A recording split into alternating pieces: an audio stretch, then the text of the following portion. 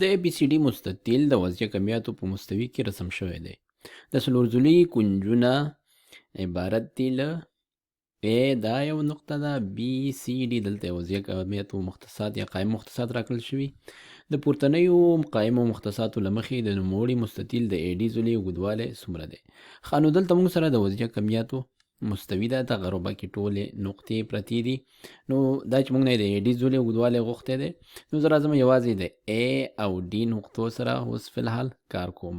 نو لومړی د A ټکی دی، راځم د دې دپاره د دې کوردینات د X چې 7 دی او Y 1 دی.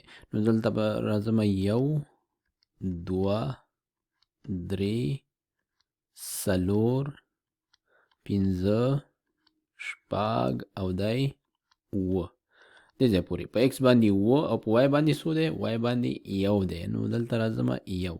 نو 7 او 1 دواړه دې ځای کې سره یو ځای کېږي.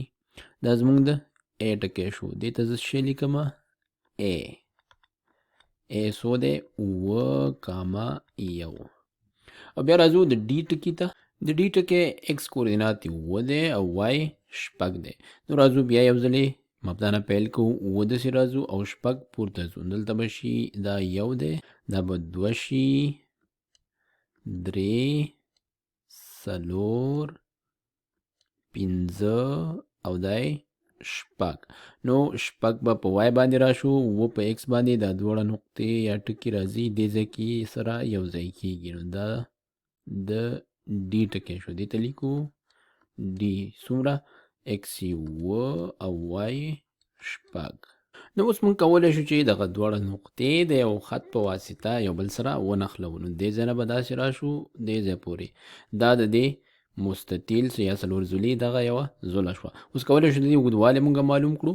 موږ پوهېږو چې X یې 7 دی، دلته هم 7 دی، دلته هم 7 دی دې کې. نو X کې توپیر نشته.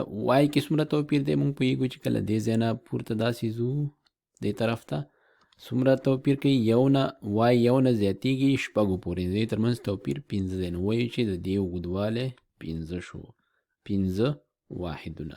نو موږ د 7,1 نه 7,6 ټکي ته لاړو، 5 واحده دې کې توپیر راغی. نو اوس موږ کولی شو چې د اطمینان لپاره هغه پاتې نورې نقطې هم دلته رسمې کړو. نو د B نقطه څو ده؟ 5,1.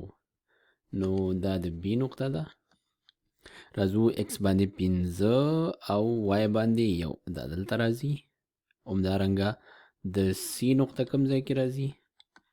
C نقطه راځي X 7 دی، Y C نقطه X 5 دی او Y 6 دی.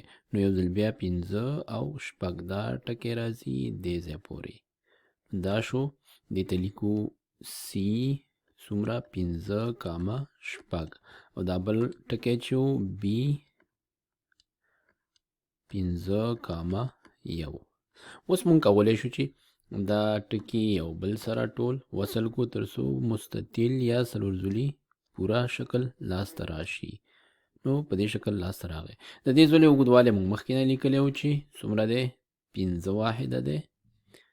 او اوس موږ کولی شو چې د پاتې نورو ضلعو اوږدوالی هم ولیکو. د دې دواړو ترمنځ توپیر 5 ترمنځ توپیر دی 2.